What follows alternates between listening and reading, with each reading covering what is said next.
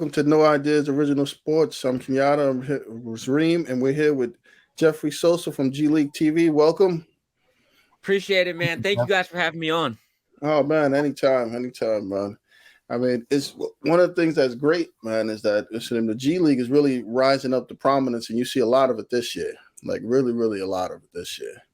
Yeah, this year, it's funny because I started following the G League back in around 2015, and that's when I started going to games and really getting kind of like obsessed with the league. And I remember going to games back, 6-7 years ago, and you could go to a game during a weekday and there may be 50 people there, and that's probably including wives, girlfriends, moms, dads, you know what I'm saying? And you could really just, it was sometimes less than 100 people. So it was amazing to see how it's grown from the moment I started following it to now. Well, for me, I guess that's a perfect segue to another question is what made you where did that initial interest come from? Yeah, that's a great question. So when I was in high school, I actually worked for my first job ever was interning for a minor league basketball team, and so it was just a local team in Maryland, and I was 16 years old. And, when you're 16, you want to be around basketball. You'll take any job you can get. And so it was a great opportunity for me, and it kind of got me interested in like this smaller brand of basketball, and so from there, I went to work for my university team, and we're a small D1 team over at UMBC. And so I've always loved like the underappreciated group of hoopers. And so I think that's kind of what stemmed my love for the G League, seeing these guys who probably didn't get the shots they deserved in high school and college, and they don't really have too much of a name in terms of on the pro scene, right? And so when I created G League TV, my whole goal was trying to get these guys recognition because there's so many great hoopers out there. It's just that they don't have necessarily the platform for their names to be elevated like they do in the NBA. So you created G League TV. How did that transition to actually working with the G League? How did that come about? Yeah, so I created G League TV in March 2020. So it was the end of March 2020. And so we're approaching almost 2 years right now. And so I started really just doing it for fun. And I don't necessarily know how the algorithm for IG works, but it took me maybe a month and a half, 2 months to even get the first 1,000 followers, And so in the beginning, I was just posting these videos and the players themselves would share. But a lot of times the players would share the videos, but they wouldn't even follow the page, And so, like, it was kind of slow.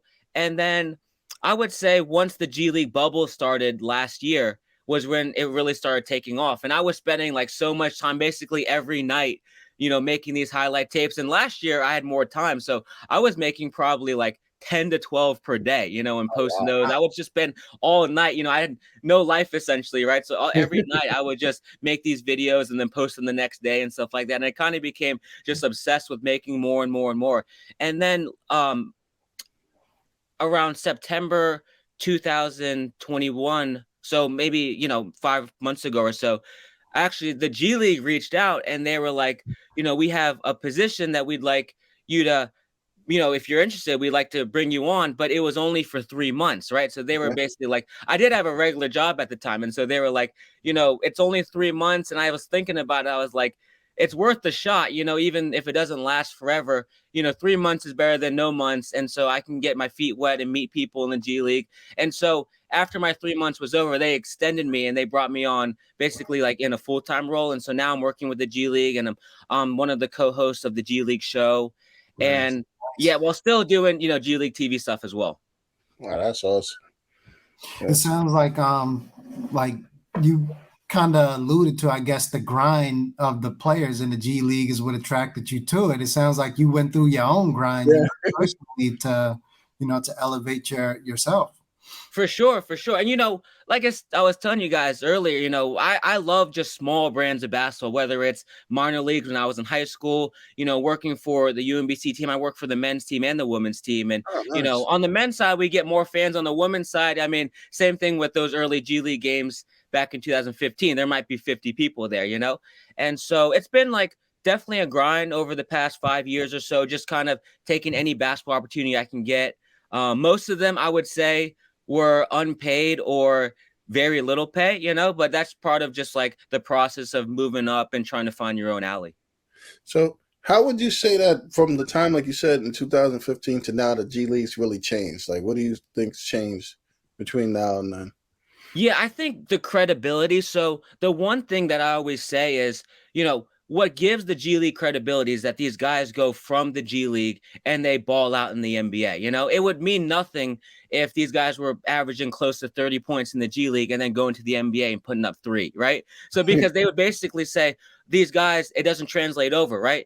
You average 30 in the G League and 3 in the NBA. That means these guys can't really play at the NBA level. But what's given the G League credibility is that these guys have balled out in the G, then gone to the NBA and made a mark for themselves there. I mean, I remember watching Fred VanVleet and Pascal Siakam back in 2017 when they were playing for the Raptors 905, right? Yeah. And at the time, Fred VanVleet was averaging like 3 points a game in the NBA. He was a rookie. He was barely playing. And then he would go over to the 905 and get like 25 a night, right? And so, we have a lot of players like that where, they're early in their career. They're not ready yet for the NBA. He was playing behind Kyle Lowry, right? He's an all-star. He's going to be a Hall of Famer one day. And so, these guys, they go to the NBA, they ball out. And so it leads people to believe, like, and it's true, like these guys can play at the NBA level. They don't even have to be stars, Some of the guys in the G League who have been most successful at the NBA have been guys who have been rotational guys, right? And they can fill in and fill a void for an NBA team like Armani Brooks last year with the Vipers. He wasn't a star. The star on that team was Kevin Porter Jr. Yeah. But what Armani would do is he'd spot up from basically anywhere. They have him run off of 2 or 3 screens. He would just knock down open threes, right? And so a skill like that is translatable to the NBA level. So he went from doing that with the Vipers, and then when he joined the Houston Rockets, he was averaging like 12 points a game, doing exactly what he did in the G League. Yeah. And it seems like a lot of these guys this year, when they get called up, they hit the ground running. Like, they don't get called up now to be like, I remember initially guys would get called up, and like you said, it would be like to be like bench filler. Right. They call a guy up, he'd be the 12th man, and he'd just be there if somebody got hurt and they needed a body. But now, from what I see, when guys get called up, a lot of these guys get called up to be in the rotation. Exactly. Yeah, they're called up to play right away. And, the great thing about these 10 days, and this year was a prime example because there have been over 100 players called up from the G League this year, And so most of them didn't get a second contract, right? But what they were able to use it as is, even if they only average 5 points during that span, it shows like, hey, I can come off the bench and in 10 minutes, I can get you 5, 6, 7 points, right? And so it's an audition for them to use it for another NBA team or another opportunity in the future. But yeah, you're right. You're totally right in the sense where like these guys are not coming up to the NBA just to warm the bench, right? And to wave a towel, right? They're going to the NBA and to actually have a role to make a difference. And a lot of times these teams are not on the best pass, right? So a lot of these teams are rebuilding or they're not in playoff contention, right? But like I was telling you, before, they use these 10 days or maybe they get consecutive 10 days or a 2-way. And if they play half decent, next season, it gives them credibility for another contract. Yeah. Now, what is your take on like the Ignite team? What is your take on that? Yeah, I like the Ignite team. The thing is that working with the G League itself, everyone's obsessed with Ignite, and rightfully so. It's kind of their baby. It's their first team, and their the second year, but it's the first team they developed as like kind of their own, To tell you the truth, I think it's too early to determine whether or not it's better to go the Ignite route or go the college route. It's too early to tell because I would say that last year, Jalen Green was with Ignite. He ends up going number 2 overall. Kuminga was with Ignite. He went number 7 overall. But these guys would have gone top 10 anyways, right? Yeah. They could have played at UMBC. They could have played at the local community college, and somehow they would have ended up in the top 10, right? Yeah. And so it's hard to really tell, like, if Ignite has elevated their statuses to the point where it's helped them in the draft or it's helped them become a better player in the future, Of course, the guys, based on everything that I hear from the guys, they love it, right? So, one thing that people misunderstand is that Ignite is not just a group of, 12 or 13 young prospects. It's a mixture of these young prospects and also the veteran players too. Like you guys know Amir Johnson. Yeah. Amir Johnson played, 10 plus years in the NBA. He's 34 years old now. And now he's playing with Ignite. He played with Ignite last year. Jared Jack was with Ignite too.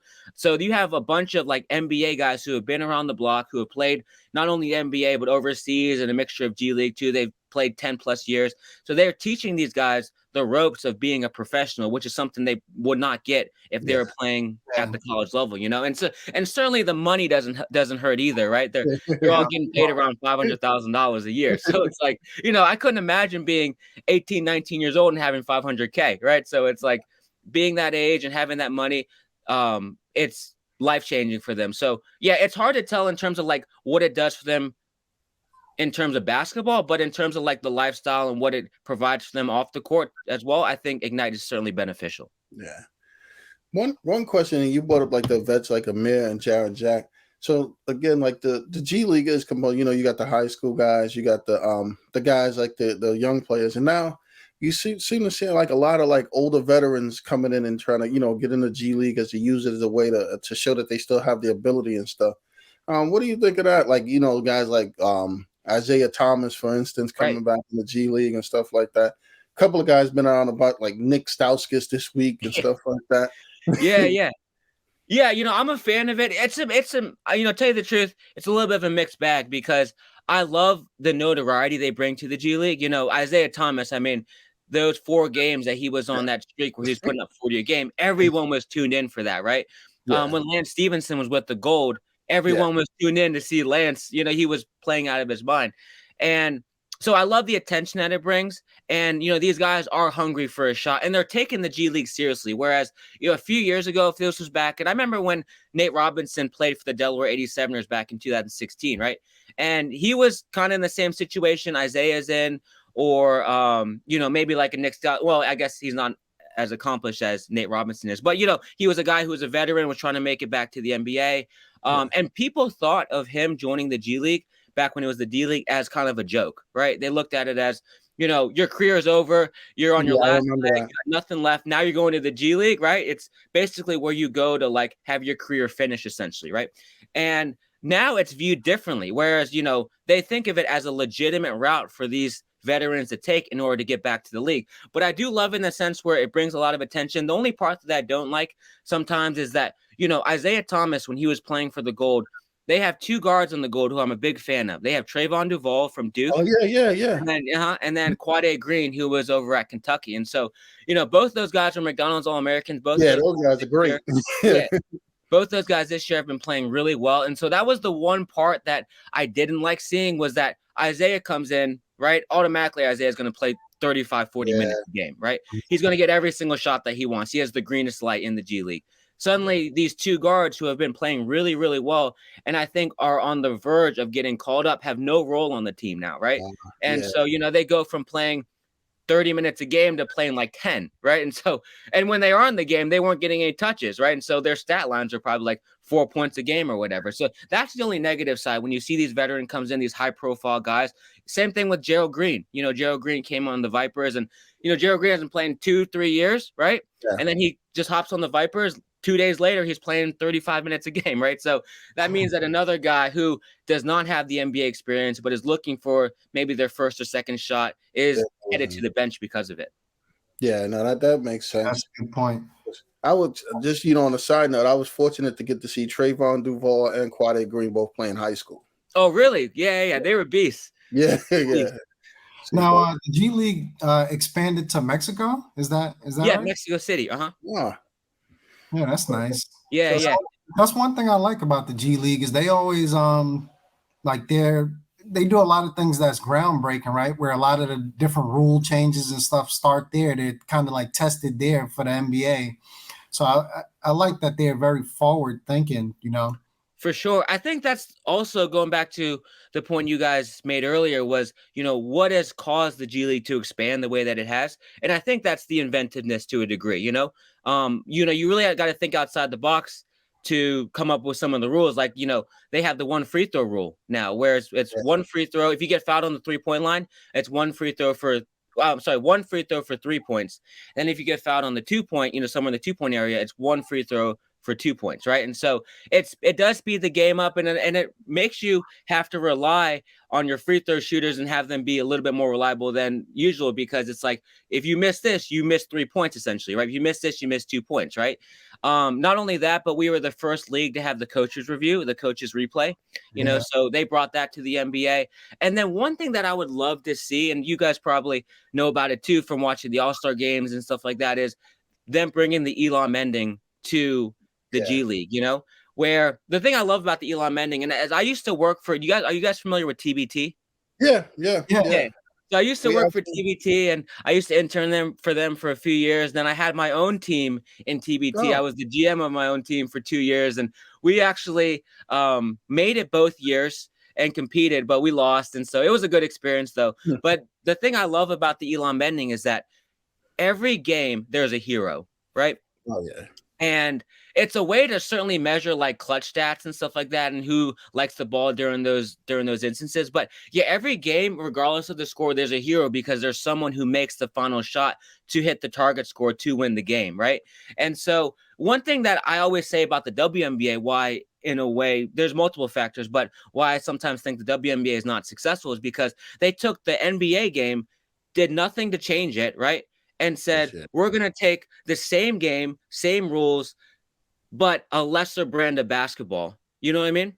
And we're going to, you know, and so we're going to give you the same rules and same everything, same game, lesser brand of basketball. And we're going to like not force you to watch it, but you know, they kind of like sort of guilt you into watching WNBA sometimes. But one thing about the G League, that what they should continue doing is like to switch up the game, right? Because they make it a little bit different than the NBA. So you're not seeing the same exact thing if you transfer over from the G League to the NBA to the WNBA, essentially. Yeah, that makes sense. Another thing that I like is there seems to be a lot of times consistency between the NBA teams and the G League affiliates in terms of the systems they run and stuff like that. So the guys are getting a pro level, you know, education, so to speak, even while in the G League. For sure. Yeah, that's the biggest thing, is that the plays and the sets that they're running in the G League are the ones that they're running at the NBA level, right? And so when they do get called up, or they do, you know, even if it's on a 10-day contract, they're already prepared. You know, there's certainly a learning curve if you're going to go up to the next level, but at least they're ready to play, and they know some of the rotations and stuff like that, know some of the sets. So that helps them so much. Now, a lot of times too, a player will get called up by a team that's not affiliated with their G League team, right? So in that sense, there's certainly a transition. But for the ones like, if you know you're playing for the Skyforce, you get called up by the Heat, I'm sure that some of the sets they're running in Sioux Falls are the same ones Spoelstra's running in Miami. Yeah. Now, I want to go back to your original grind and getting started. What was it like traveling to all these different cities just to be able to watch the games?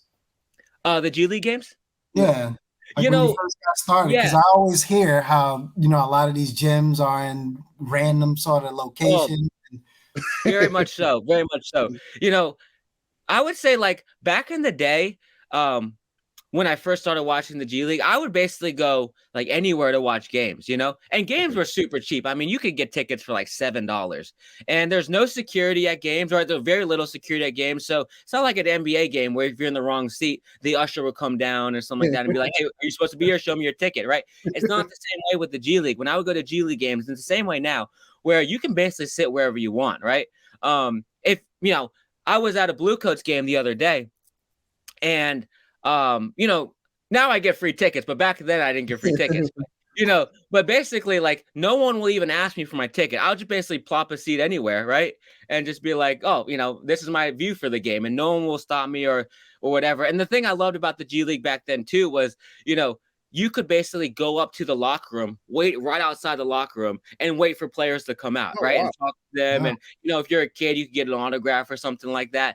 And, you know, as someone that loved basketball, but growing up was never around any professional players, and I did see NBA games, but I was always sitting at the very top, you know, being able to talk to guys who are not necessarily in the NBA right now, but they might be former NBA guys or guys who are on the verge of getting called up was a really cool experience, you know? So yeah, basically I would go around and travel for games and stuff like that. I didn't go like too far. Basically, like if it was within, 3, 4, or 5 hour drive, I would make the drive, and I would go with some friends too. But that's basically how the love started. And, I think the access to the players is what kind of drew me to it, because like I was telling you, Nate, when he played for the Delaware 87ers, I would see Nate, I would go to the games, and I actually never took a picture with Nate. He was a little more standoffish than some of the other players, right? But, I would basically go to the games, and then after the game, you could see the players coming out of the locker room. You could talk to them a little bit, or, like I said, if you could get their autograph. And so that's what drew me to it initially. Nice. So one of the things, like what you're talking about, like how you can move around and just like that, it seems like you said, it's kind of like family friendly and a little Very more. much so. What do you think would be some of the takeaways that probably the NBA could take away from from the G League as far as that friendliness and that stuff like that? Yeah. That's a great question, because I certainly understand why there's the level of security there is at the NBA games, right? These players are getting paid millions. The arenas are filled, whereas in the G League, they're not even close sometimes, Yeah. right? And the G League, they definitely cater to kids, right? So they want mom and dad to bring the 10-year-old, and hopefully they get a T-shirt or a hot dog, and that's why the tickets are so cheap.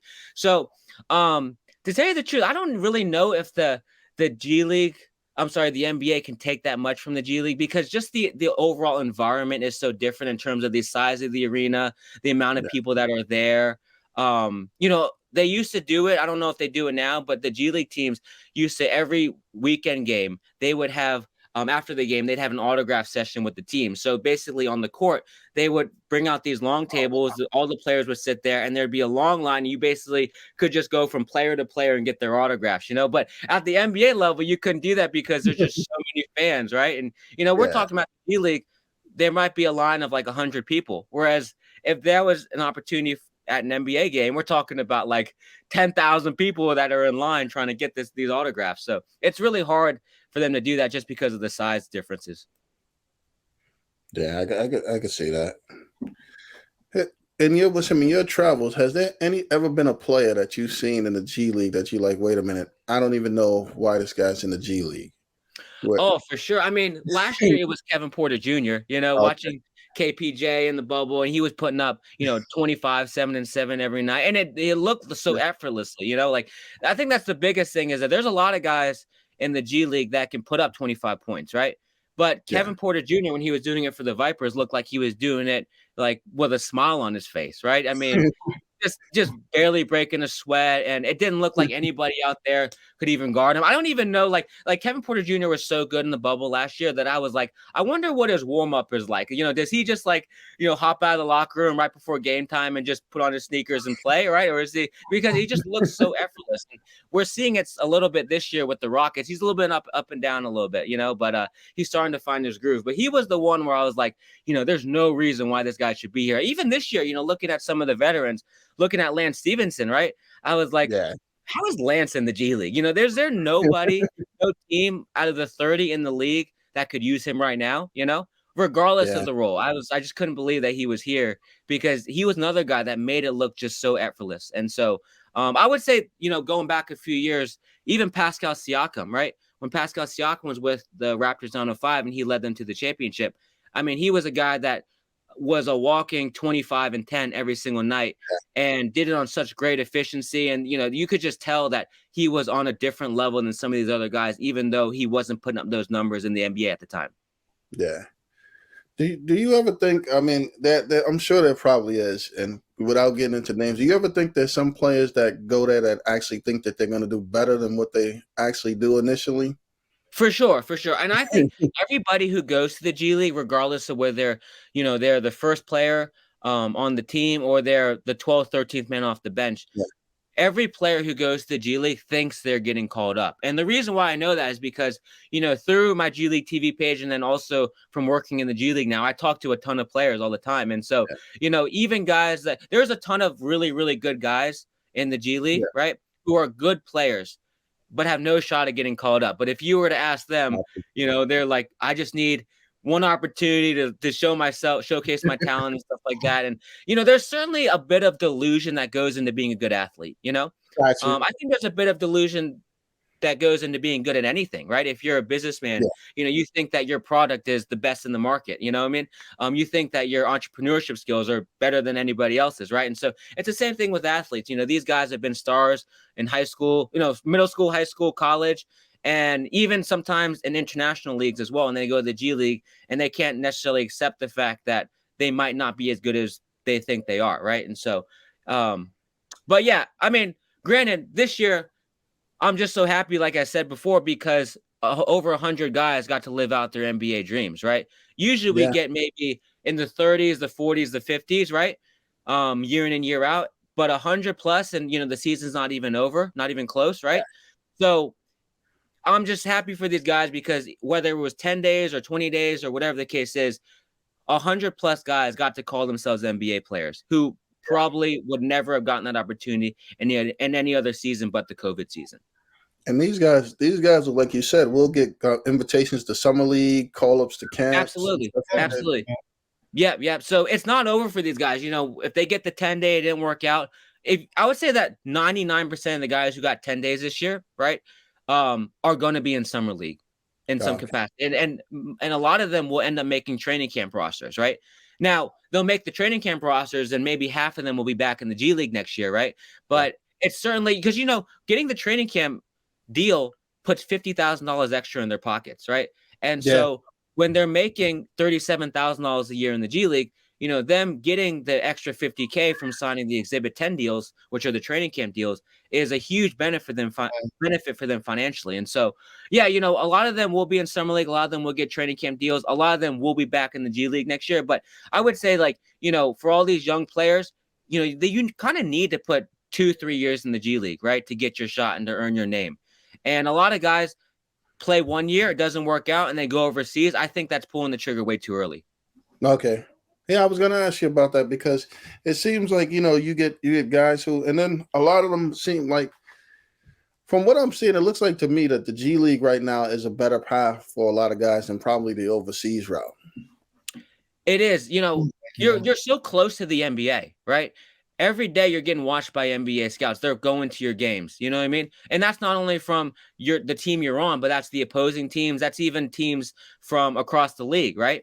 For example, I was in Vegas about 2 months ago for the OKC Blue Ignite game, and all the scouts were there to see the Ignite players, right?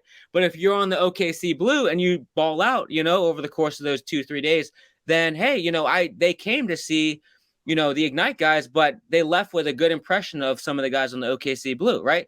So, you're always being watched by these NBA scouts, whereas sometimes overseas, you fall into a bit of a trap where you think that, I'm getting better money and stuff like that. But you also remember, on some of these international teams, they might play the domestic player. I'm sorry, the hometown player. So, if you're playing in Germany or something like that, or you're playing in China, right? They might play one of their own before they play the American players, right? Absolutely. And so you're also only allowed, 2 or 3 import players per team, right? And so it could make for a weird situation where no one on the team speaks English, right? You might have 1 or 2 guys you can connect with, An example of that is, this guy Lamar Peters. He was in the G League a couple years ago, and Lamar had the sickest handle. I mean, this guy had the ball in a yo-yo, and he was amazing to watch. He was putting up almost 20 a game for the Westchester Knicks, and I looked at him and I was like, this guy, he didn't get called up this year, but this guy is another season away from earning himself a 2-way deal or a 10-day. And for whatever reason, whether it's, it's probably money, but for whatever reason, he went overseas, and it's been 2 years since I've heard from him. I'm sure he's doing well overseas, but they kind of fall off the face of the map if you're not playing over here in the States where we can see you. Yeah. One of the guys who, for me, comes to mind where I said, why is this guy there, was Antonio Blakeney. I remember when he was kind of lighting everybody up. Yeah, for sure. And actually, Blakeney was another name of guy who I was like, I don't know if he should be here, Yeah. But Blakeney, it's hard because, Antonio Blakeney has the G League record for highest points per game total in a season. His rookie year, he averaged almost 32 points a game. For a rookie, 32 a game over the course of an entire season is crazy. But I don't always I looked at Blakeney, I was like, okay, he's a great scorer, right? But sometimes it shows that he doesn't really do anything else that well. You know what I mean? I think that was his Achilles heel, was that he's a great volume scorer, but he's not a knockdown shooter. He's a streaky shooter, right?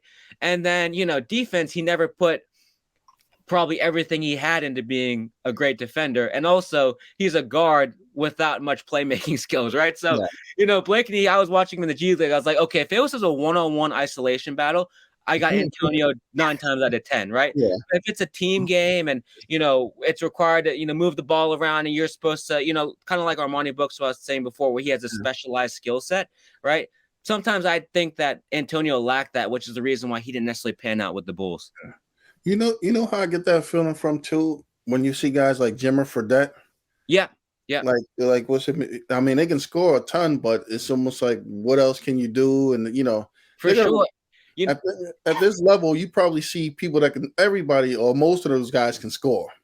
Yes, all of them can score. And one thing about Jimmer was that, they always said, hey, Jimmer can score with anybody, right? Yeah. But he couldn't guard NBA point guards, NBA shooting guards, right?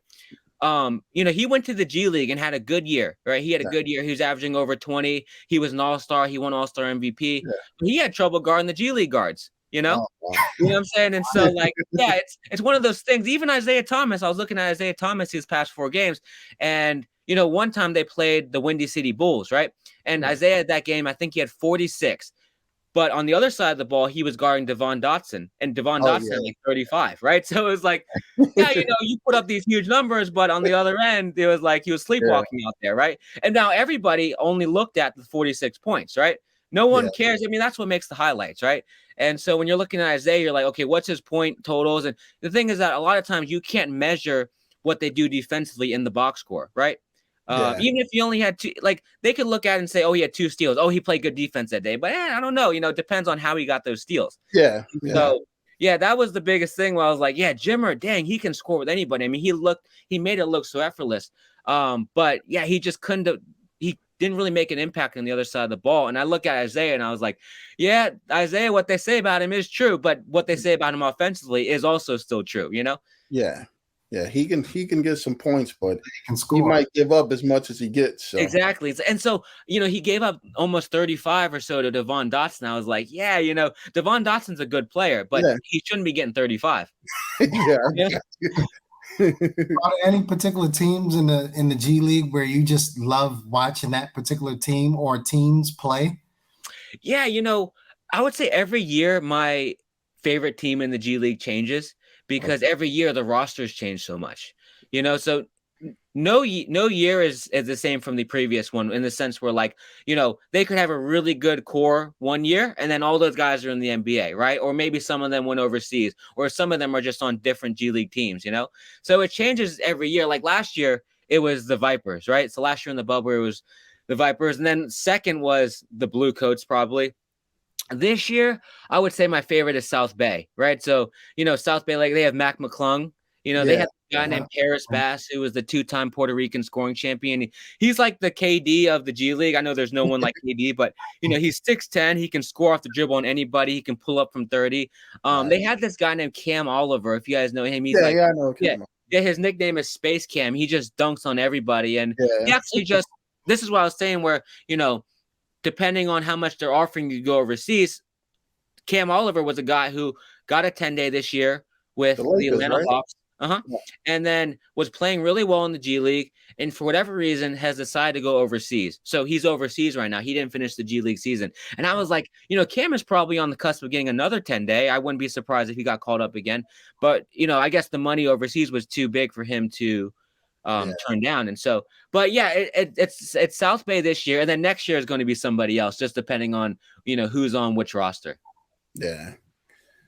What's interesting is some of the guys I wish I get to see, in the G League is pretty cool, because I've actually seen them play in high school, and I know the AAU coaches and different stuff like Terry Laria and Chris McCullough when he was there and stuff. That's right. Yeah, Terry Laria had a 40-point game. And the thing is that he's on the Herd, and the Herd have a really, really deep backcourt, right? Yeah. So he doesn't necessarily get the touches that I think that he would deserve if he was on a team that wasn't so stacked, Yeah. And then you said Chris McCullough too, right? Yeah. Yeah, Chris McCullough, dude. I thought Chris McCullough was going to be a really good piece, kind of like, one of the Morris twins or something like that. He's a very similar game, and he's a lot more athletic than those two are. But, he can face up, he can shoot the jumper around like 6'10" or so. But he never really panned out in the league. And I think now he's playing in like South Korea or something. He was overseas. Yeah. And so, he was a guy that played really well in the G League. He was an all-star. Just never panned out for him. I wonder why. But he's a guy that's also still young. He's probably like 26, 27 years old. Yeah. So I wouldn't be surprised if maybe he gives the G League another chance and can get caught up that way. Yeah. Being a New York Knicks fan myself, I watched a few games of my Westchester Knicks where Miles McBride, a guy. Oh, yeah. Miles McBride, he's been going off. And he's another guy, he's similar to what Fred VanVleet did his rookie year, right? Where he's not getting any run in the NBA, right? Yeah. If you looked at just his NBA stats, you'd think that, he's a disappointment, right? But he's going to the G League and putting up like 25 and 10 every night. And I think that the assist number and the playmaking ability that he's shown with the Westchester Knicks has been the most impressive thing, right? Because we already knew that he could kind of score really well. And but he's a guy that, he's not getting enough playing time right now in the NBA, but give it 2-3 years, he could be a guy that is in the rotation and then eventually becomes, a 12, 13, 14, 15 per game player in the NBA by year 4 or so. Yeah. Yeah. Hey, I got a funny question. Tell me about the pictures, the drawings. So actually, now, because I'm working outside of New Jersey now from the NBA office. And so this is actually, but I'm in Maryland for the time being, just like visiting a little bit and stuff like that. And so, but these pictures are just from like my childhood bedroom, like growing up, I had, just this obsession with the NBA and still do. I'm, of course, like the G League is number one, but I still follow the NBA really closely too. And all these guys are like, I would just get like these books, and it was like the Sports Illustrated, like NBA. There's like the NBA book or whatever, and I just cut out all the pictures in it, And so basically, like it's just all the best, all my favorite players growing up. There's Kobe. There's like Steve Nash. Then there's before my era, there's like Julius Erving and Moses Malone. You know what I mean? So it's just all the stars from like all the eras of basketball, and I just made it into a collage essentially. Yeah. But in terms of like some of even the autographs back there, like I'm trying to think, I don't know if you guys can see him, but I've got like Julius Erving back there. Nice. I've got Dennis Rodman, Magic Johnson. So like when I was a kid growing up, that was like those are my Christmas gifts. You know what I mean? Like I would, like all my family would pitch in. They give me like a Magic Johnson ball or something like that. Nice. So looking at the G League, they seem to they follow the structure of the NBA. I think Sharif Abdul-Rahim is the commissioner. Yeah. Mm-hmm. Yeah. How do you think do you see it as like a job in training or something, I guess, for all these guys that have these roles in there, like a commissioner? For sure. Yeah, the thing about the G League is that, they just people mostly look at it from like a player perspective, right? Yeah. As these players are using the G League in order to elevate themselves to the NBA, right? Well, that's everybody in the G League, Yeah. That's the coaches, that's the training staff, that's the executive staff, all the general managers of all the teams. I think if you ask the general managers of all the teams, like, where do you see yourself in 5 years? All of them would say on an executive staff in the NBA, Yeah. And that goes for all the people behind the scenes too, like all the people who run, like, all the social media people, all the videographers, all the marketing people, all of them are like, okay, I'm using the G League to get my feet wet, to build my own credibility base, essentially, and then use that to eventually get to the NBA. And probably the same could be said for the refs too, right? Absolutely. Okay, so just the other day when I was at the Blue Coats game, there was a ref there, and I was like, this ref looks so familiar, right? It was a woman, and I was like, where have I seen her before? I just know I've seen her before, but I didn't register in my head. And as the game was going on, I kept paying attention. I was like, I know I've seen that lady before or talked to her in some aspect, right? Then I realized that her name is Ashley. I forgot her last name, but her name is Ashley, and she was the ref that laughed at Luka Doncic last year. Do you guys remember that? Yeah. And then everyone was like, "Oh, she was flirting with Luka, or Luka was flirting with her, or something like that." I was like, "That's her. That's her." I was like, "That's the lady that went in those viral, that viral clip last year. They got millions of views, and it was all over social media. That was her. She's in the G League." And so what I've realized, like even with the refs over the past few years, is that I'll see them on TV and I'll be like, I saw him at a G League game earlier this year. And it's the referee. And so, all these guys are using the same platform to get to the league too. I will say this though, at the G League level, they don't complain like they do at the NBA level, right? I mean, I sit courtside at a ton of G League. I can hear everything that they say. And granted, you are going to get players cussing every once in a while. I would say I've never heard from 2015 to now, never heard anything blatantly disrespectful to a ref at the G League level. And I would say, just like any player in any game, they're like, where's the foul, right?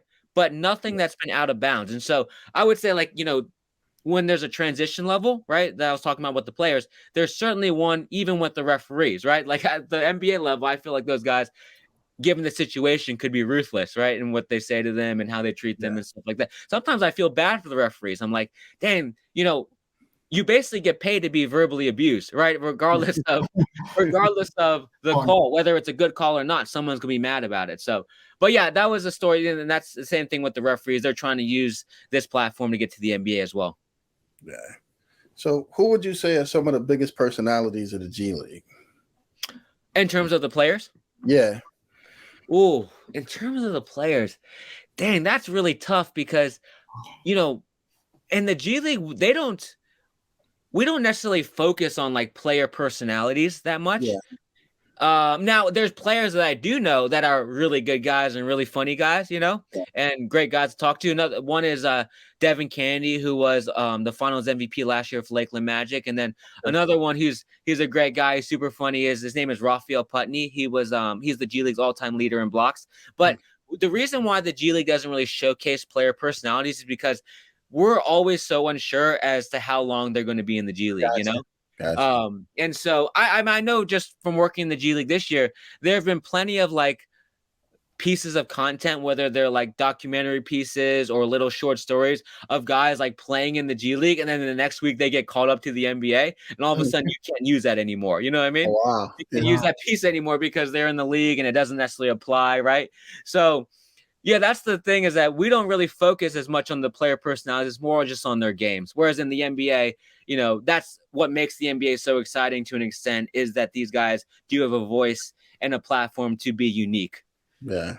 One thing you mentioned about just now is longevity in the G League. And I remember there was this one guy, I think he was playing for the Lakers affiliate team, and he was in there, Yeah. So that's Andre Ingram. And honestly, Andre Ingram is my favorite all-time G League player. He's actually the GOAT, right? And I got to meet him in Vegas back in December, and it was like meeting Michael Jordan for me, right? For a guy who's obsessed with the G League, right? Yeah. Who's followed the G League as closely as anybody since around 2015. Meeting this guy for the first time, he was super nice. He's also the president of the Players Association of the G League, right? So he's not only one of the best players to ever play, but he's also in an executive role too, in terms of, on the Players Union, right? But Andre Ingram, he played 10 years in the G League, and up until then, the max contract was $27,000 a year that you could earn in the G League. So for 10 years or so, he made no more than $27,000 in a G League season, right? He gets called up in year 10 by the Lakers, and it was completely unexpected. Even when I was following, I was like, I don't know if Andre would ever get called up, and I wasn't expecting him to get called up by the Lakers because he had a good season, but it wasn't a great year, right? Yeah. And then he ends up going off that first game for 18 points or whatever it was 20 points, Yeah. And so he became that night the most famous man in basketball that night, right? Just for that night. And his story is even more amazing because, number one, like I said, he didn't make that much money in the G League. And then number two, in order to make more money, he was tutoring as a math, he was a math tutor. Yeah. Years. Yeah. So, this guy's a math tutor and he's making $27,000 a year, and he's doing this because, he has a family and he needs to earn some extra side money. Right. And then a couple of years later, he's playing in the NBA. Even though it didn't last that long, it was still a great story, and it brought a lot of notoriety because now, before that, people didn't even know Andre Ingram's name, even though he was in the G League for 10 years, even though he had won 2 3-point contests, and he's the G League's all-time leader in three-pointers made. They didn't really know his name, but because of that short stint he had with the Lakers, anybody who remotely follows the G League even a little bit, right, knows that name, Andre Ingram. Yeah. Yeah, that was prior to that, I hadn't heard of him. Yeah. And so, it was crazy. I mean, everybody dreams of a situation like that. Not necessarily playing 10 years in the G League, right? But a guy like Andre Ingram, he said multiple times, I saw interviews, I read articles where he was like, throughout his 10 years in the G League, his family, friends, they had all pressured him to maybe do something else, right? Whether that's go overseas and make more money, whether that's hanging it up and starting a regular professional career. But he was like, I could not give up on the dream of making the NBA, right? Yeah. And year in and year out, he was like, I just want one chance to achieve my biggest dream ever. And so, for a guy like him, even though it didn't last forever, right? Even though it only lasted one 10-day stint, and then the next year he got another 10-day stint, it's still something he'll tell his kids about, and they'll tell their kids about for the rest of their family generation. Yeah. And 2 guys I was thinking about as you was talking, who not necessarily the same story as Andre Ingram, but kind of went into the G League and then made, I guess, a huge story out of it. One is Jeremy Lin, right? Once he finally got his shot with the Knicks, that obviously became the whole Linsanity thing was a huge deal. And then another guy who played for the Westchester Knicks, who kind of, I think the G League revived his career, was Trey Burks as well. Yeah, dude. Yeah. Oh, that's a great point. When Trey Burke was with the Westchester Knicks, he was getting like 25 a game. He was the Allen Iverson of the G League, He had braids, right? I mean, the guy has one of the best handles in the NBA, even right now, even though he doesn't really play that much. He's been injured, right? Yeah. But he was just so fun to watch that year.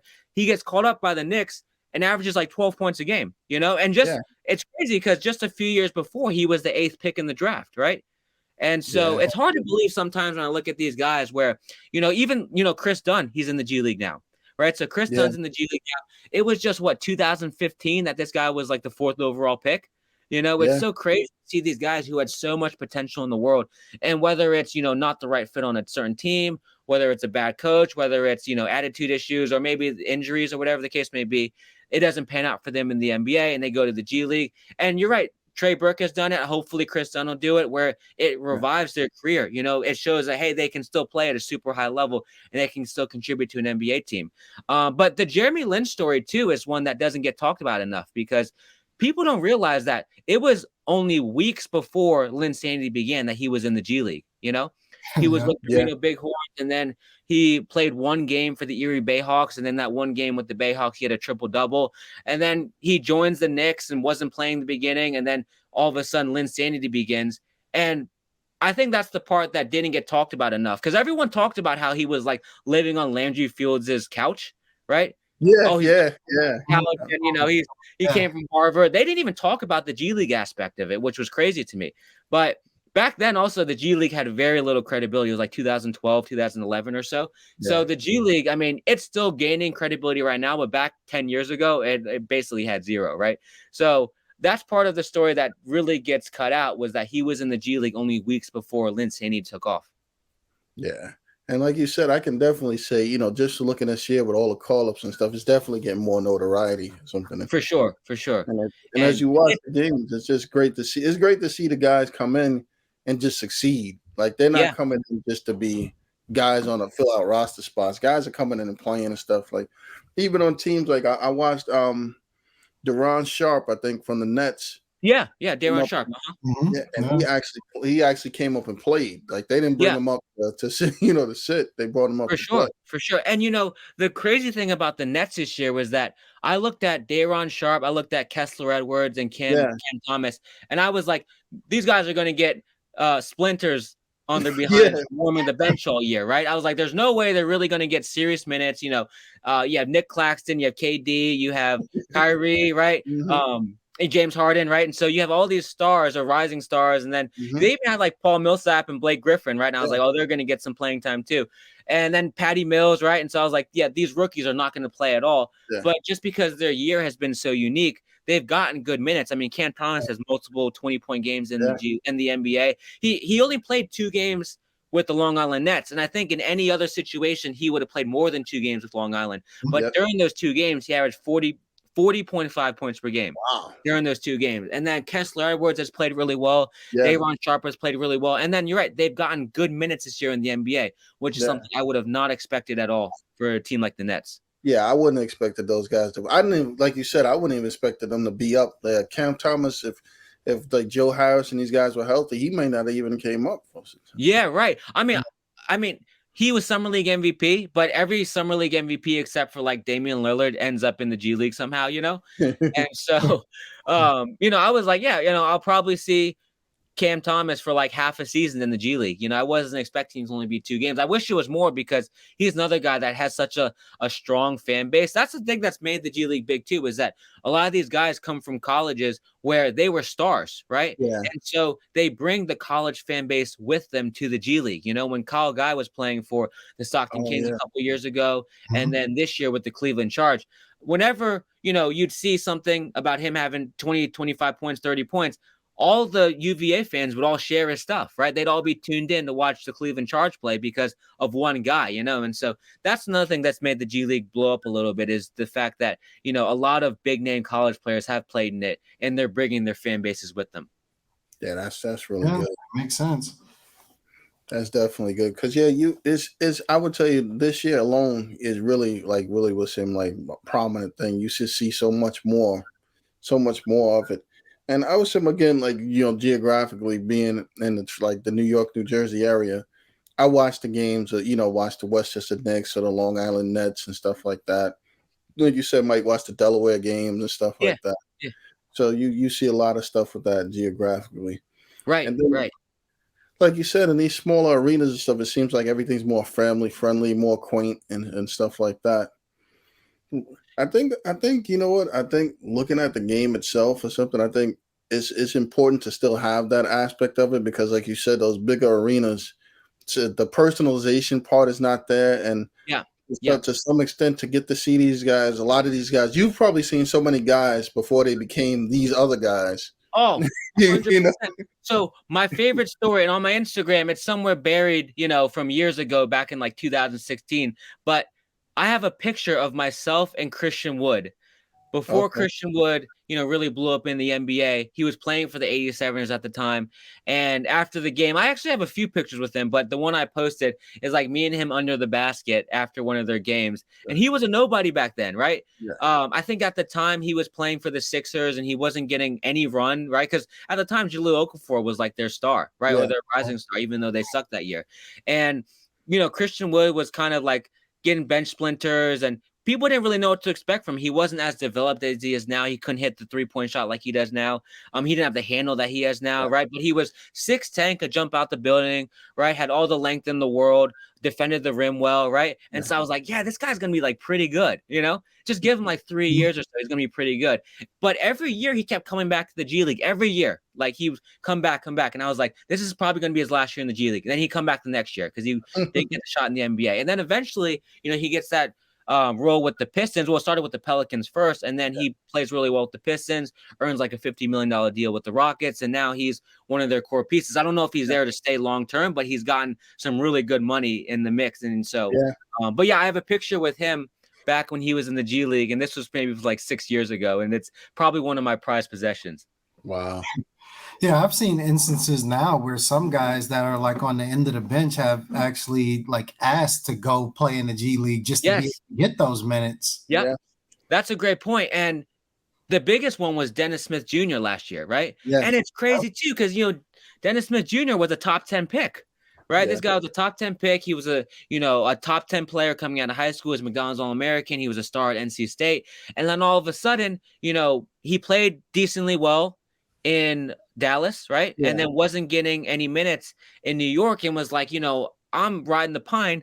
I might as well get my feet wet in the G League and actually stay ready, right? Yeah. And he was going to play in the G League bubble last year, and then he was traded to the Pistons, right? And so I was so blown when he got traded to the Pistons because I was very excited to see him play for the Westchester Knicks, right? It just didn't happen. But he is another guy that would have just set the G League on fire. I mean, the way that he dunks and his athleticism, they don't have the rim protectors in the G League like they do in the NBA, right? So he'd be, catching some serious bodies in the G League if he played last year. So that was disappointing when they ended up trading for him, but it worked out well for him, and now he's in a better spot.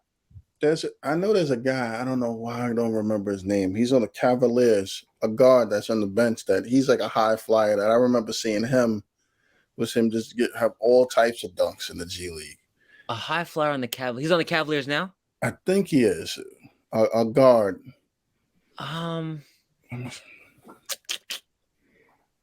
Let me look it up. Hold on. Yeah. Give me a second.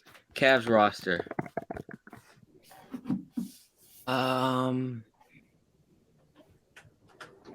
Is it Steve? Is his last name Stevens or? Yeah, I think it is Stevens.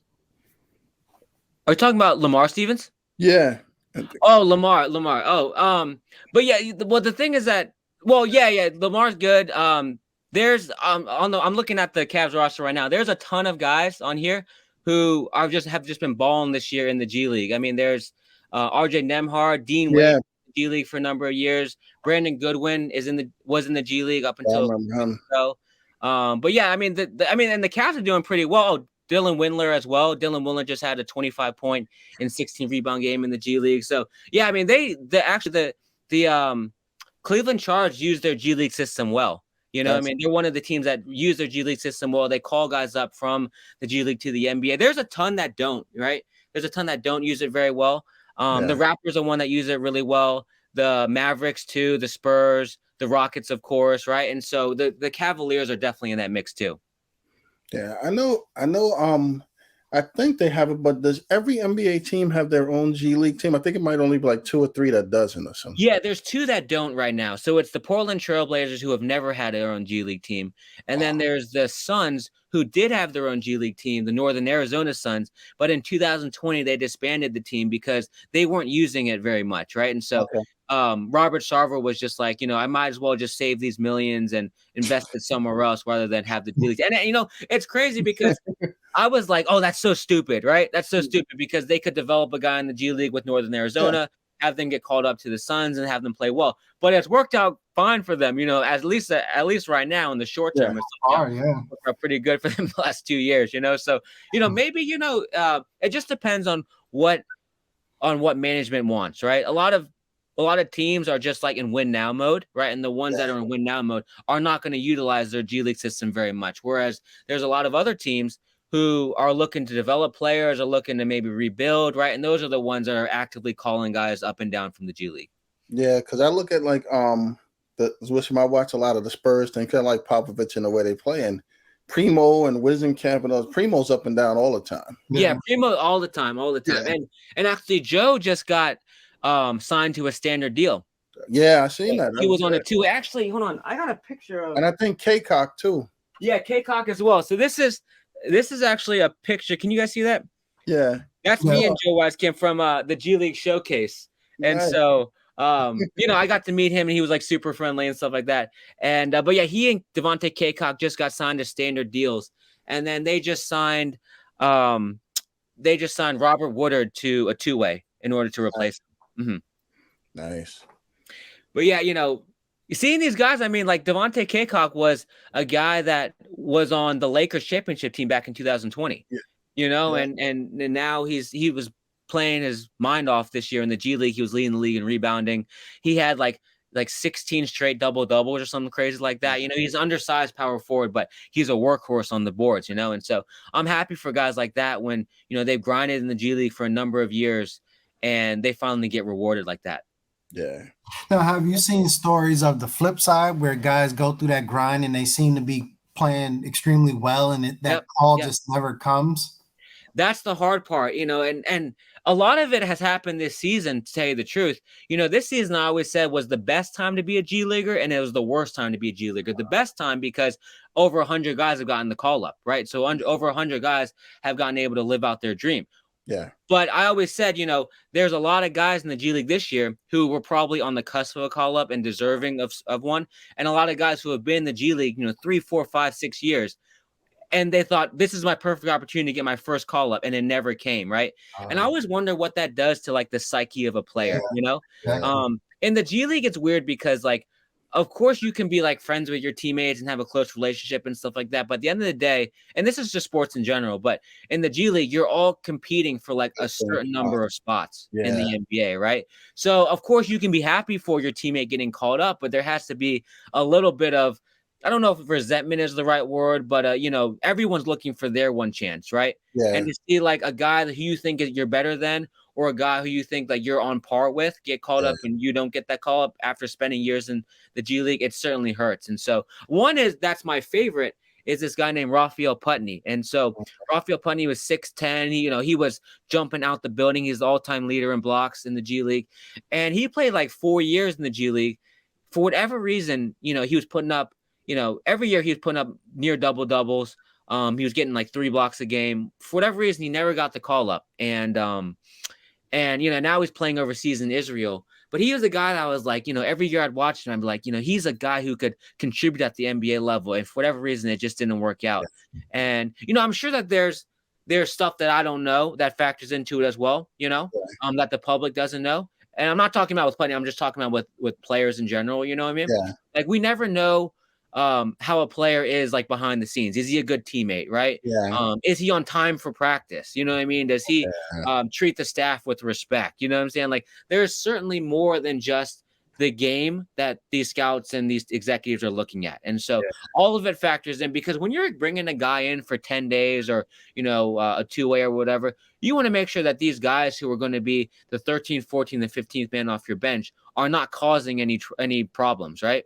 So I couldn't imagine like being, a headache of a team, but also being the 14th man off the bench, right? And so like you want to make sure that all checks, like you're crossing all checks and stuff like that, and that the people that you are signing are great people, great teammates, and also good players too.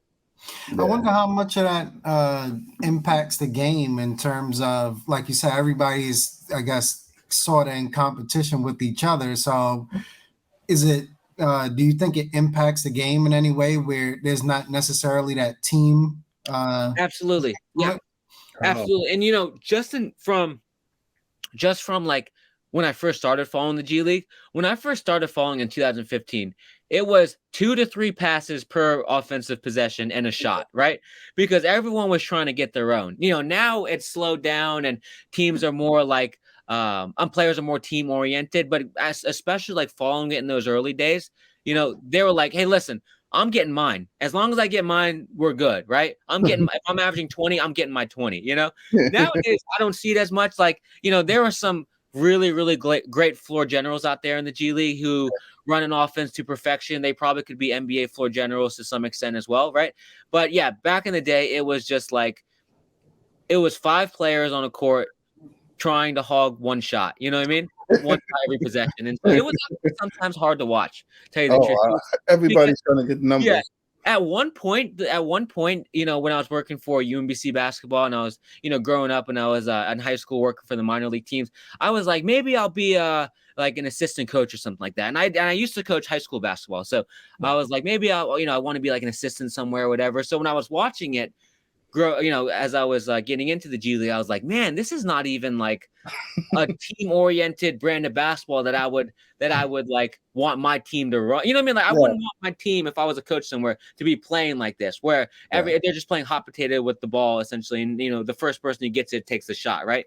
But it's certainly changed, like I said. And then these guys are still in competition with each other, but I think that they realize like, hey, scouts are not only looking for numbers, they're looking to see how we fit into a team-oriented game.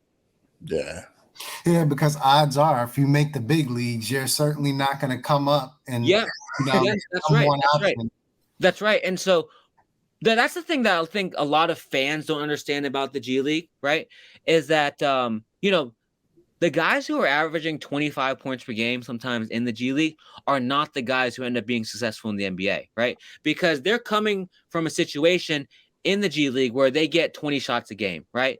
Then they go to the NBA and they'd be lucky that they got 2, right? They'd be lucky if they got 2 shots, let alone 2 minutes sometimes, right? Mm-hmm. So the roles change so much, and it's a hard adjustment where, you're used to getting the ball every single possession, and then now you're basically the last guy that would get the ball in a possession, right? Yeah. And the guys that do end up succeeding a lot are the guys who are the role players, the guys who are the role players that, maybe get 10 shots a game, right?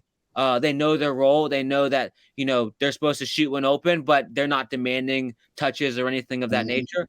And so a lot of times, like I was saying, those guys are the ones that make it in the NBA, not the superstars putting up 25, 30 points.